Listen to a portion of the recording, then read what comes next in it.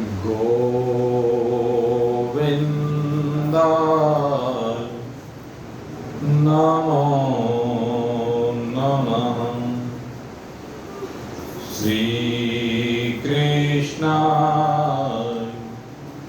नमो नमः। नारायणाय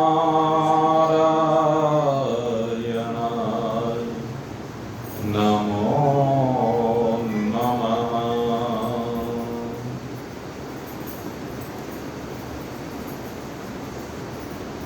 उपस्थित स्नेही स्वयंवृत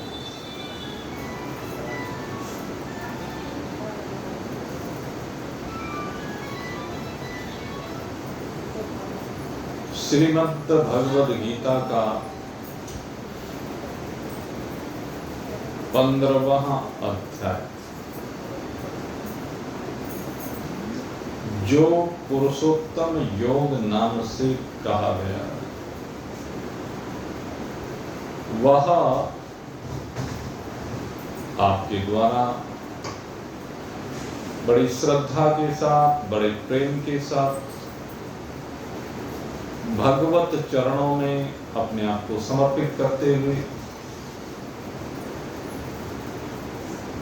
लगभग 1.5 माह तक श्रवण किया गया। कुछ पुरुषोत्तम मास का समय रहा, कुछ श्रावण मास का समय रहा,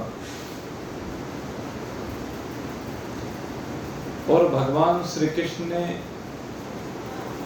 इस अध्याय को विश्राम देते हुए एक बहुत बड़ी बात कही कि ये जो पुरुषोत्तम योग नाम का 15वां अध्याय है, ये गुह्यतम शास्त्र है। गीता जी श्रेष्ठतम शास्त्र है, लेकिन इस गीता जी के अंदर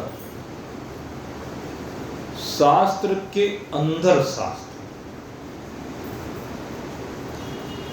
जिस प्रकार से श्रीमद् भागवत पुराण के अंतर्गत रास पंचाध्यायी, ये प्राण है श्रीमद् भागवत का, ठीक उसी प्रकार से मैं कहता हूं कि जो पुरुषोत्तम योग नाम का 15वां अध्याय है, ये आत्मा है, क्योंकि इसमें भगवान ने आत्मा का ही ज्ञान प्रदान किया है। इसमें जीवत्व को समझाया, इसमें विनाशी जगत को भी बतलाया, और क्षर और अक्षर इन दोनों से अतीत पुरुषोत्तम की महिमा का वर्णन किया। ये पुरुषोत्तम कौन है? तो मेरे मित्रों, भगवान श्री हरि नारायण वही पुरुषोत्तम है। भगवान श्री कृष्ण ही पुरुषोत्तम है, और इस अध्याय से उनके साथ योग हो जाता है, मिलन हो जाता है, एक रूपता हो जाती है। ऐसा ये दिव्य अध्याय आपने श्रवण किया, और अब हम पुनः जहां से श्रीमद् भगवद गीता को हमने विश्राम दिया था, चतुर्थ अध्याय के 18 श्लोक पहले हो चुके थे। अब 19वें श्लोक से पुनः हम श्रीमद् भगवद गीता का शुभारंभ कर रहे हैं, और ये जो 19वां श्लोक है, बड़ा दिव्य श्लोक है। जीवन जीने की जो वास्तविक कला है, वो इस श्लोक में समझाई गई है भगवान के द्वारा। भगवान कहते हैं, या यस्य सर्वे समारंभा काम संकल्प वर्जिता ज्ञानाग्निदग्ध कर्माणं तमाहु पंडितं बुधा। भगवान कहते हैं यश्यः सर्वे समारंभा काम संकल्प वर्जिता।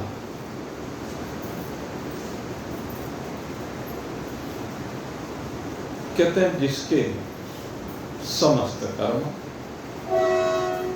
कामना रूपी संकल्प से विरहित होते हैं। यहां उस महान पुरुष की बात कर रहे हैं। हम लोगों के सामने सबसे बड़ी समस्या क्या होती है? हमारे द्वारा बारंबार विषयों का चिंतन किया जाता है। यहाँ पर अब जो बात आपको बताने जा रही है वो एक मैथमेटिक्स है, समझिए, प्रक्रियाबद्ध ज्ञान है। किसी फॉर्मूले को जब सिद्ध करना होता है तो उसकी एक प्रक्रिया होती है। तो यहाँ एक प्रक्रिया दी है, व्यक्ति का विनाश और उत्थान किस प्रकार से होता है। कहते हैं सबसे पहले ये जीव इस शरीर में बैठ करके बारंबार विषयों का चिंतन करता है, बार बार उनको याद करता है कि ये फलानी वस्तु, फलाने पदार्थ अच्छे हैं। पहले भावना क्या हुई? किसी भी पदार्थ को देखा कि अच्छा है। पड़ोसी के घर में कोई सामान आया तो देखा कि अच्छा है, और जब उसमें ये भावना हो गई कि ये अच्छा है, क्यों अच्छा है? कहने लगे काम में आने वाला है। घर में पहले नल हुआ करते थे, सब नल का पानी पिया करते थे।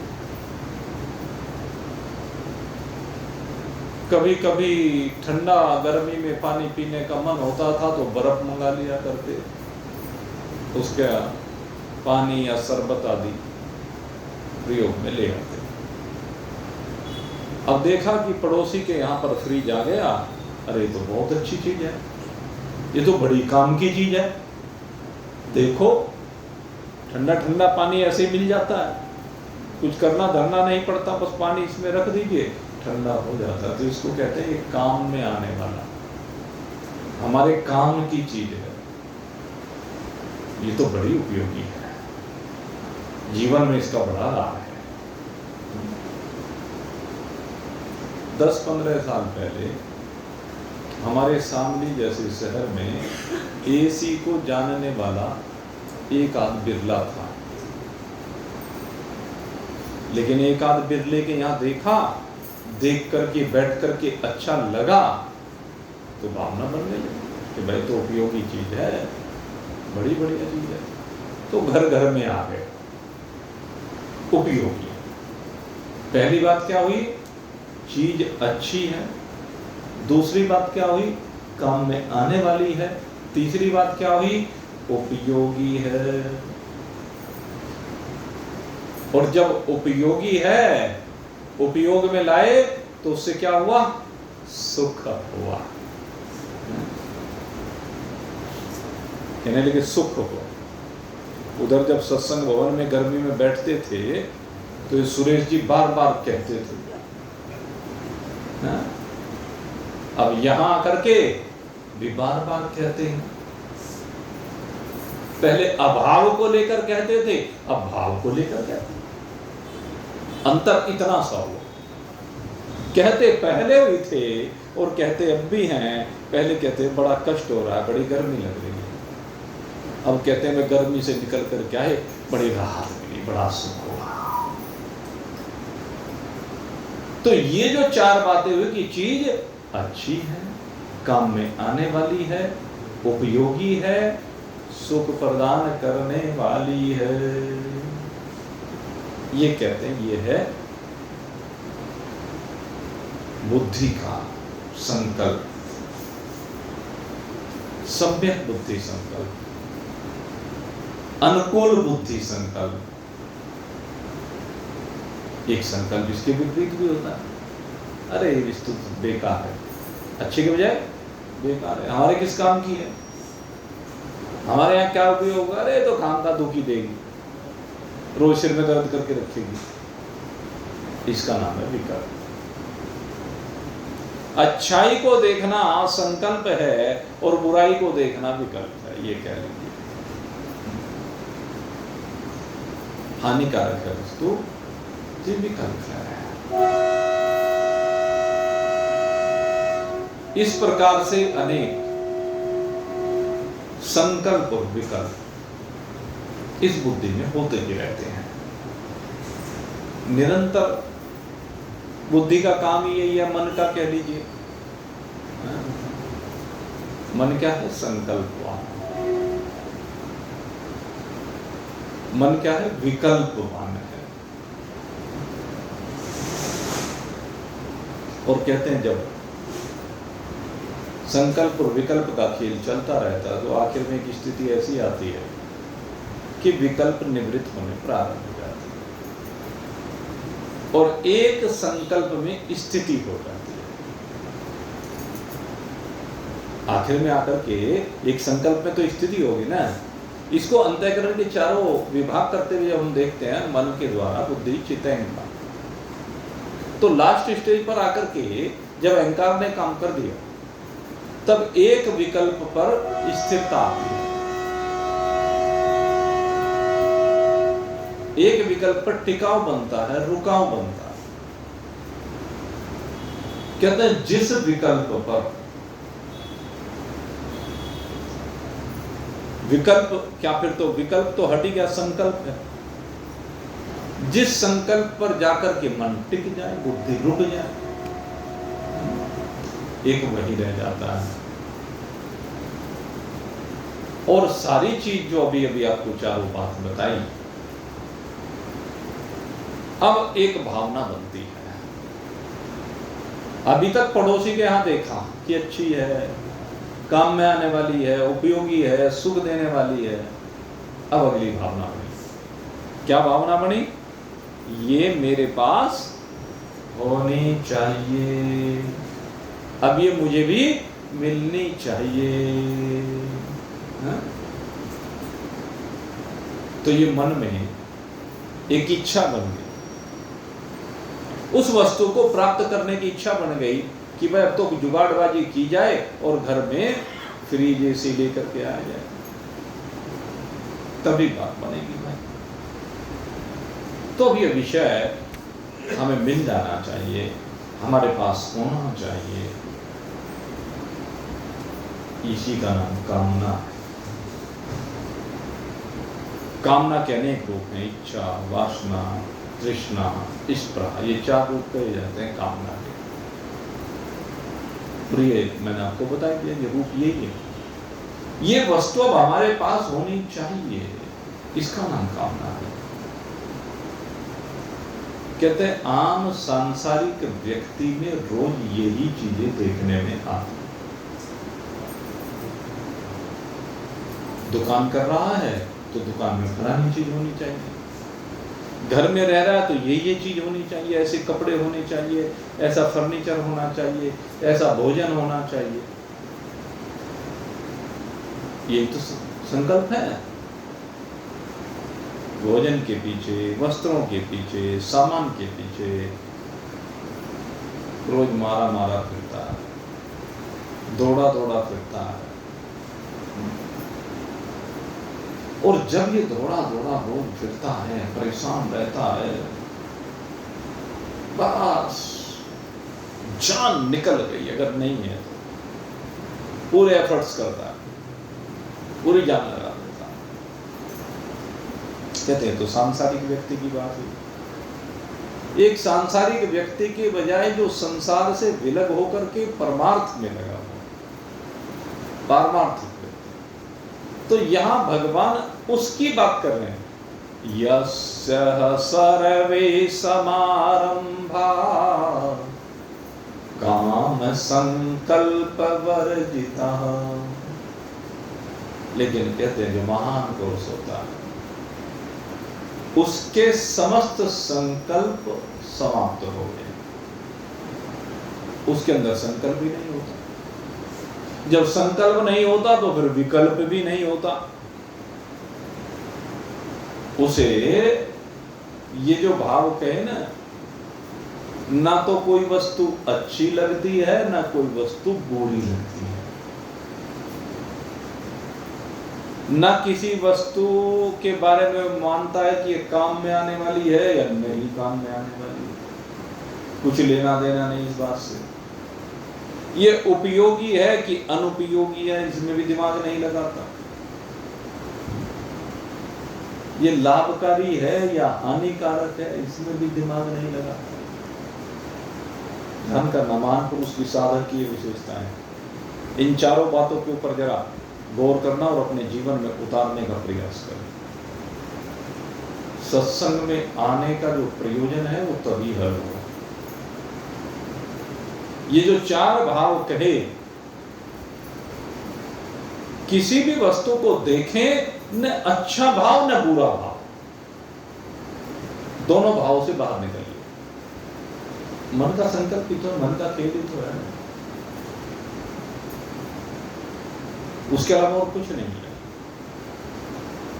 कोई भी वस्तु न अच्छी न बुरी, संसार में जितनी भी वस्तुएं बनी हैं उन सब का कुछ न कुछ प्रयोजन है। भगवान ने उन सब का कुछ न कुछ प्रयोजन बनाया है। और चूंकि भगवान उसके अंदर सच्चिदानंद परमात्मा उसके अंदर विराजमान है, तो हर वस्तु में आनंद, कोई वस्तु ऐसी नहीं जिसके अंदर आनंद ना हो। वो अलग बात है कि किसी को उसमें आनंद आता है, किसी को दिखता है, किसी को नहीं दिखता है, नहीं आता, वो अलग बात। लेकिन प्रत्येक वस्तु में परमात्मा है और परमात्मा की आनंद स्वरूपता है, इसलिए वो किसी न किसी को प्रिय है। तो इसलिए कहते हैं कोई वस्तु, जो महान पुरुष होते हैं उनके लिए पहली बात यह है कि न अच्छी है न बुरी है। पहला भाव ये, हर वस्तु में इस सीमा से बाहर निकलिए कि वस्तु अच्छी है कि बुरी है।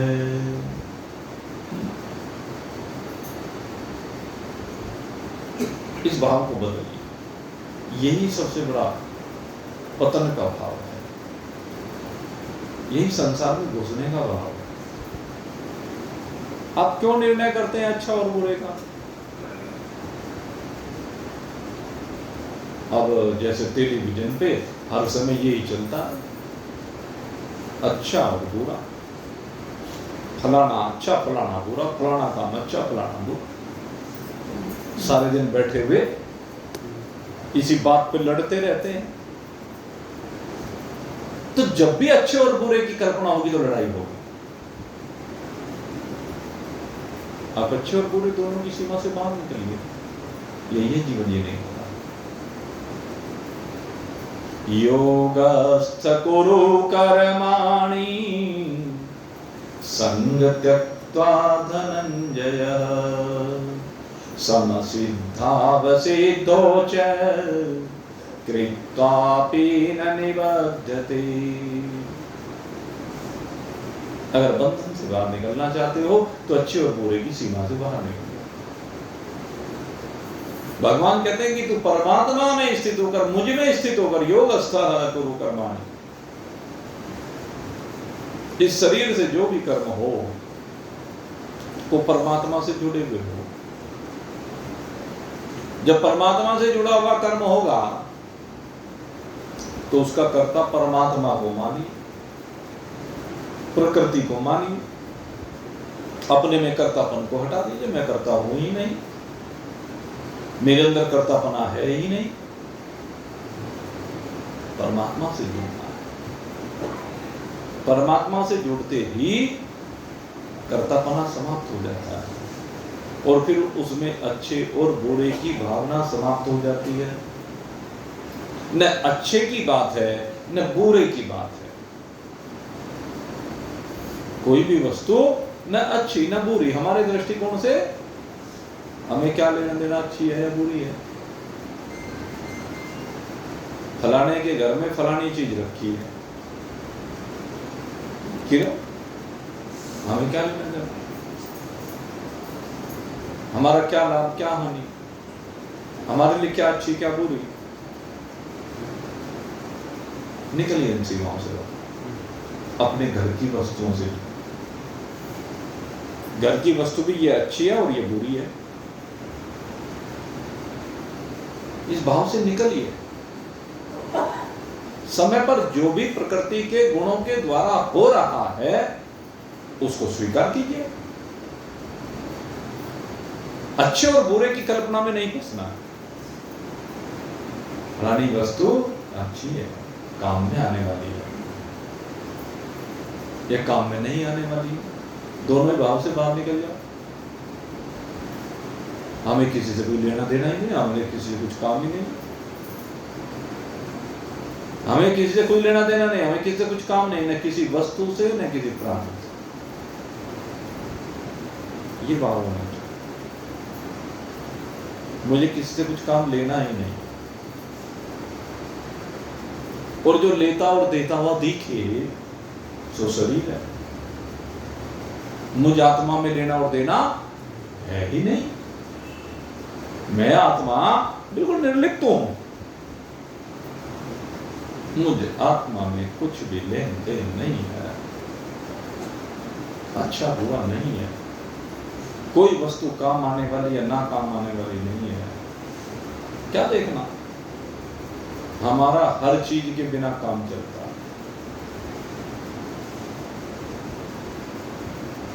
हमारा हर चीज के बिना काम चलता है। कोई हाल मस्त, कोई खाल मस्त, कोई मस्त है मैं ना सुन, पता नहीं कौन कहां कहां कैसे कैसे मस्त हो रहा है, कैसे कैसे संसार में मैना सुबह में फंसा हुआ है।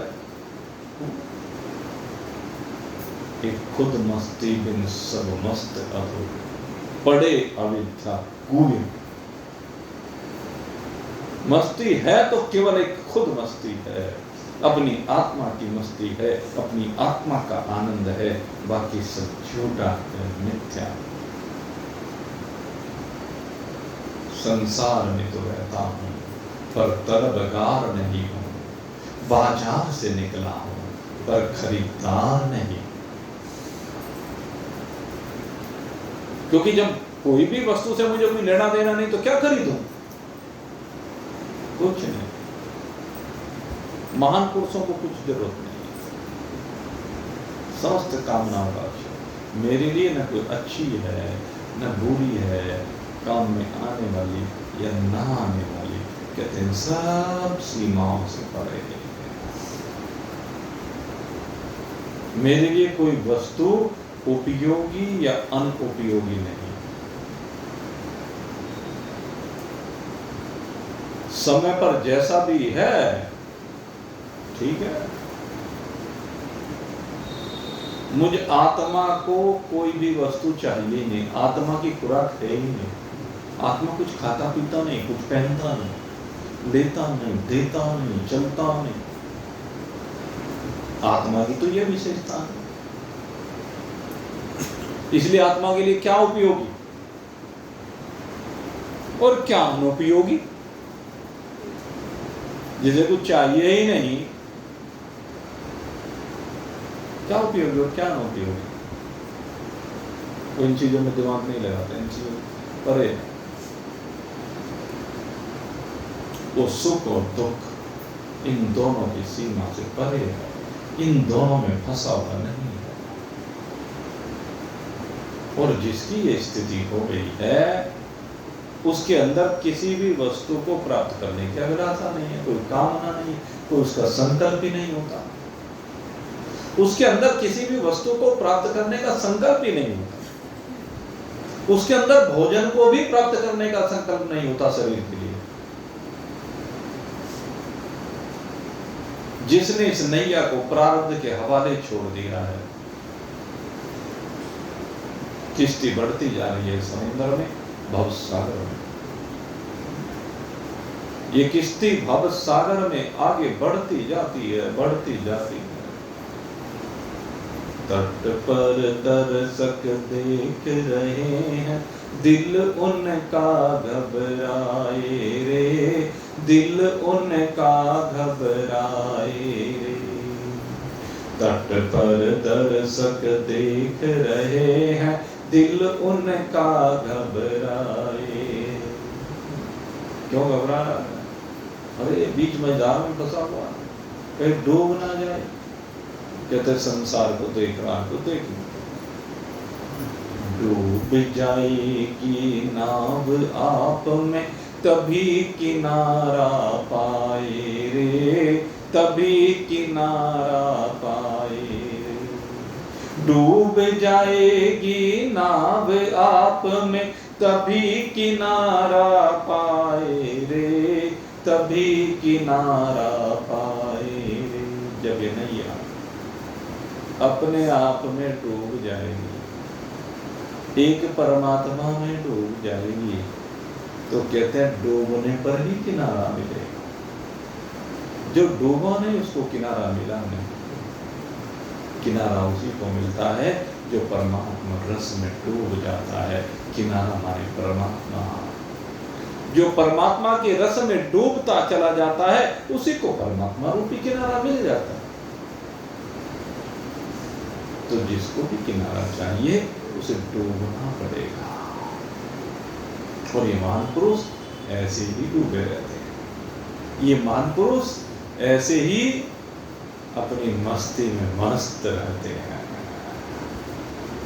इन महान पुरुषों में सांसारिक संकल्पों का अभाव हो जाता है।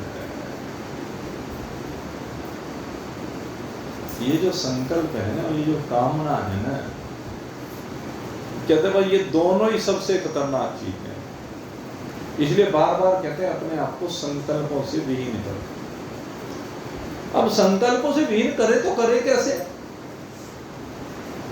मन में तो हर समय संकल्प उठते ही हैं।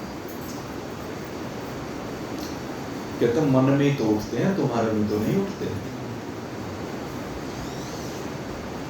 वस्तुतः यथार्थता ये है कि मुझ आत्मा में कभी कोई संकल्प उठता ही नहीं। जितने भी संकल्प उठते हैं वो मन में उठते हैं, गुणों में उठते हैं। जब गुणों में विषमता आती है तब संकल्प उठते हैं। जब तक गुणों में विषमता नहीं है तब तक संकल्प उठेंगे नहीं। विषमता होने पर उठते हैं और गुणों में समता होने पर, स्थिरता होने पर संकल्प नहीं उठते। तो महान पुरुष में जब गुणों की समता हो जाती है, साम्यावस्था हो जाती है, फिर संकल्प उठते ही नहीं। तो इसका मतलब तो भोजन भी नहीं करते होंगे, इसका मतलब तो वस्त्र भी नहीं पहनते होंगे। कहने लगे आत्मा का कोई भोजन ही नहीं, आत्मा का कोई वस्त्र ही नहीं।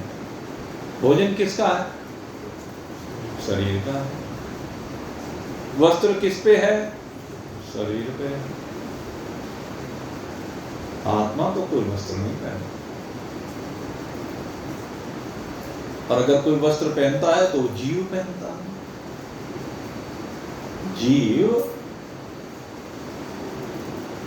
कारण शरीर का वस्त्र पहन करके सबसे पहले आता है, और फिर सूक्ष्म शरीर का वस्त्र पहन लेता है, और फिर स्थूल शरीर का वस्त्र पहन लेता है।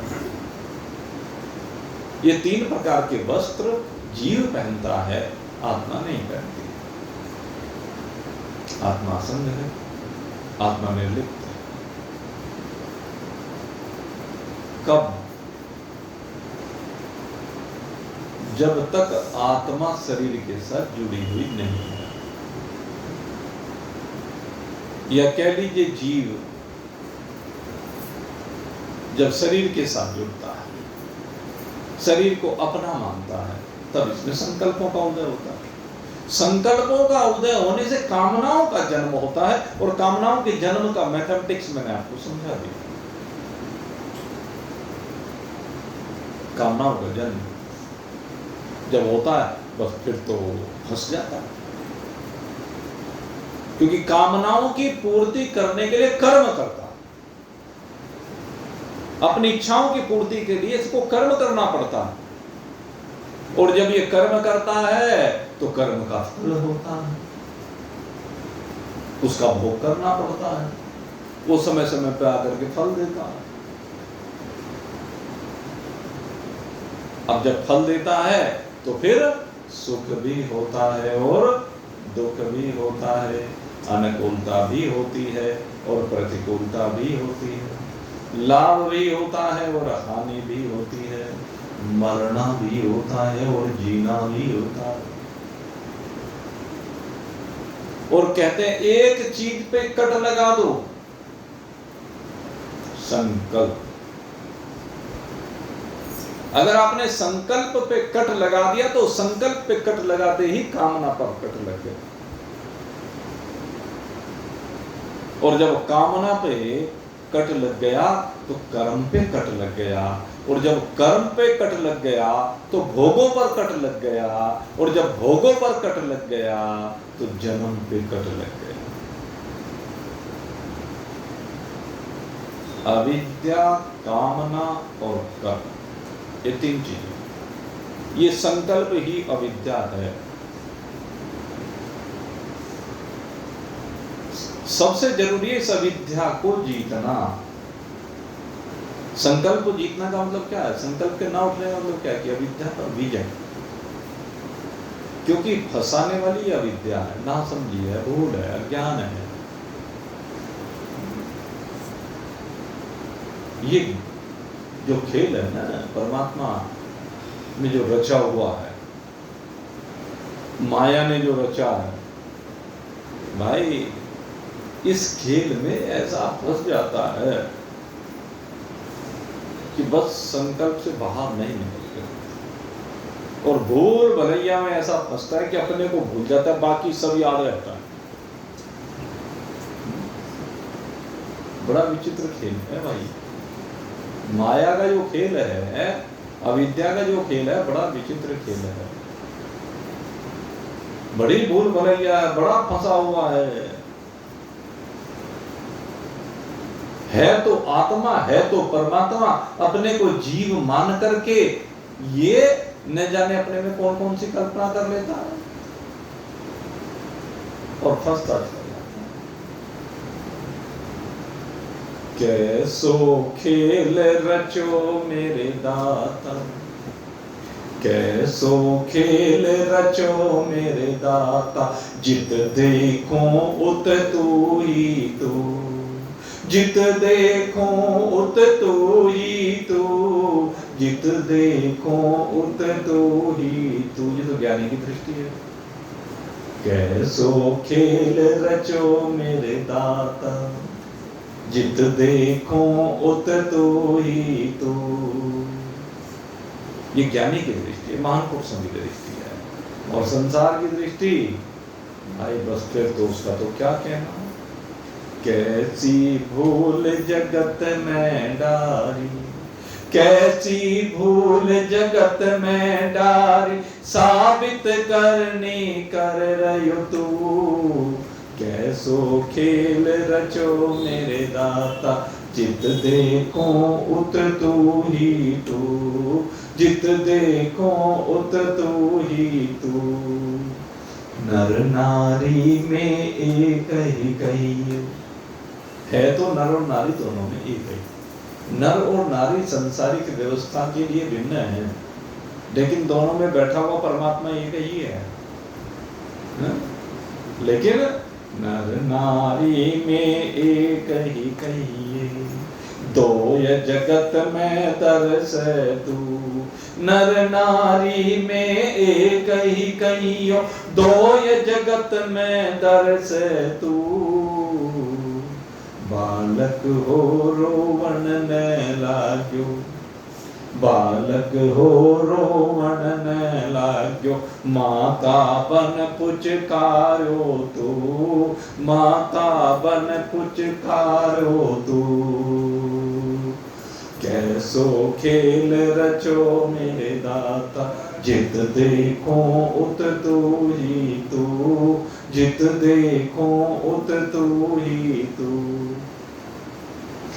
कीड़ी में छोटो बन बैठो, कीड़ी में छोटो बन बैठो, हाथी में हो मोटो तू। कीड़ी में छोटो बन बैठो, हाथी में हो मोटो तू। हो य मगन मस्ती में डोले, हो य मगन मस्ती में डोले, महावत बन के बैठो तू।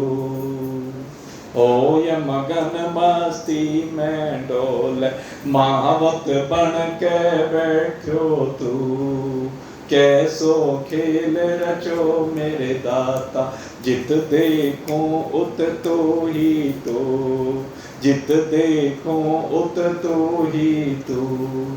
राजघरा राजा बन बैठो, राजघरा राजा बन बैठो, और भिगियारों में मंगतो तू। राजा राजघरा राजा बन बैठो, भिगियारों में मंगतो तू। हो झगड़ालू झगड़न लाग्यो, हो झगड़ालू झगड़न लाग्यो, फौजदारा फौजा में तू। हो झगड़ालू झगड़न लाग्यो, फौजदार फौजा में तू। कैसो खेल रचो मेरे दाता, जित देखो उत तो ही तू। कैसो खेल रचो मेरे दाता, जित देखो उत तो ही तू। देवल में देवता बन बैठो, देवल में देवता बन बैठो, पूजा में पुजारी तू। देवल में देवता बन बैठो, पूजा में पुजारी तू। और चोरी करे जब, चोरी करे जब बजे चोरटो, चोरी करे जब बजे चोरटो, खोज करण में खोजी तू। चोरी करे जब बजे चोरटो, खोज करण में खोजी तू। कैसो खेल रचो मेरे दाता, जित देखो उत तू ही तू। कैसो खेल रचो मेरे दाता, जित देखो उत तू ही तू। और अब विशेष बात कह रहे हैं, ये तो सांसारिक बातें हैं। संसार में कोई पुरुष बन बैठा है, कोई स्त्री बन बैठा है, कोई माँ बन बैठी है, कोई बेटा बन बैठा है, कोई छोटा सा चींटी जैसा प्राणी है, कोई हाथी जैसा बड़ा प्राणी है, कोई राजा बन के बैठा हुआ है, कोई फकीर बन के बैठा है, कोई फौजी बन के बैठा है, कोई झगड़ालू बन के बैठा है। देवालों में देवता बन के बैठ गया, पत्थर की मूर्तियां देवता बन गई। पुजारी करने वाला, पूजा करने वाला पुजारी बन के बैठ गया। चोरी करने वाला चोर बन के बैठ गया। खोज करने वाला साइंटिस्ट बन के बैठ गया। लेकिन हकीकत है क्या? वास्तविकता सब में है क्या?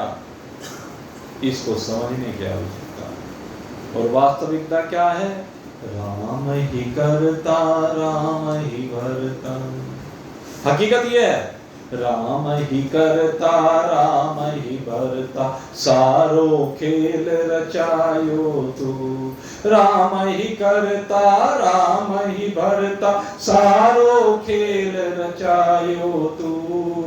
कहत कबीर सुनो भाई साधु, कहत कबीर सुनो भाई साधु, उलट खोज के पायो तू। कहत कबीर सुनो भाई साधु, उलट खोज के पायो तू। कैसो खेल रचो मेरे दाता, जित देखो उत तू ही तू। कैसो खेल रचो मेरे दाता, जित देखो उत तू ही तू।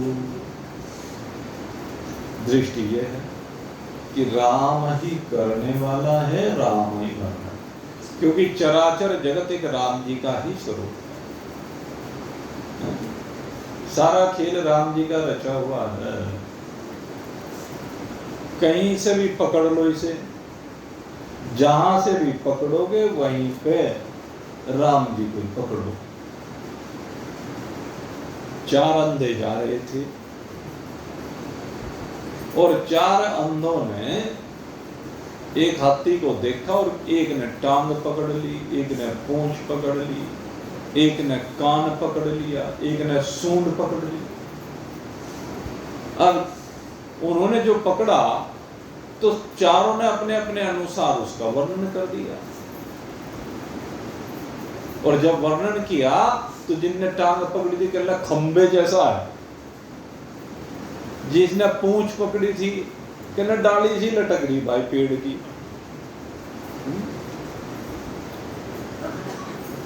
जिसने सूंड पकड़ी कहने में बहुत बड़ी पेड़ सी लगे। जिसने कान पकड़ा कहने पंखा सा लग रहा। हाथी एक ही, सबको अलग अलग लग रहा है। ऐसे भाई ये सारा संसार है तो एक हाथी ही, एक परमात्मा ही, लेकिन हमें भांति भांति का लगता है, तरह तरह का लग रहा है। यही अजब खेल है। और ये खेल किनके लिए है? महान पुरुषों के लिए। और जेल किनके लिए है? जो माया में फंसे हुए हैं। जिनके अंदर संकल्प है, उनके अंदर कामना है तो कर्म है तो भोग है तो जन्म है तो मरण है।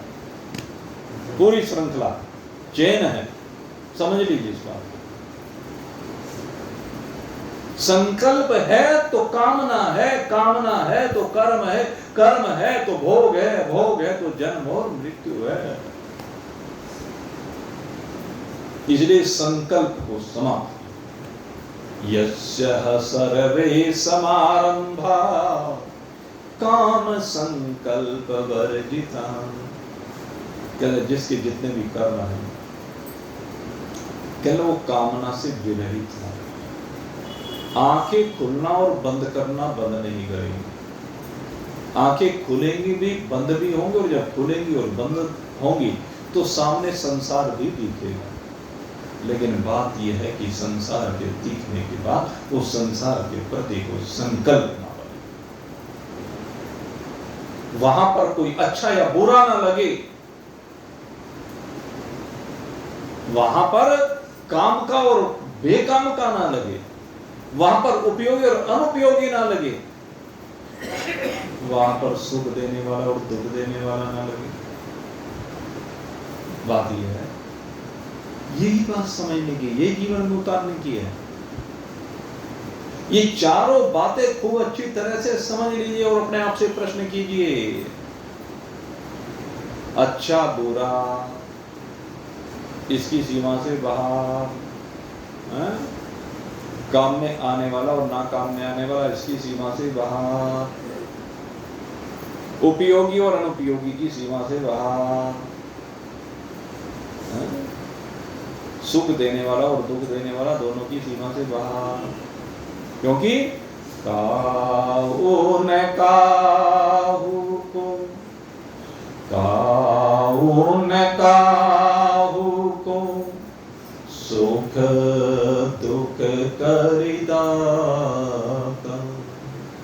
काहू न काहू को सुख दुख करिदाता, निज कृत कर्म निज कृत कर्म भोग सब भ्रात। सब अपने कर्मों का भोग मात्र, अपने कर्मों के भोग के अतिरिक्त तो कुछ भी नहीं। जिधर भी देखता हूं उधर कर्मों का भोग दिखाई देता है, और कर्म उसके हैं जिसके अंदर कामना है। अगर कामना शून्य हो जाओ तो कर्म होंगे ही नहीं।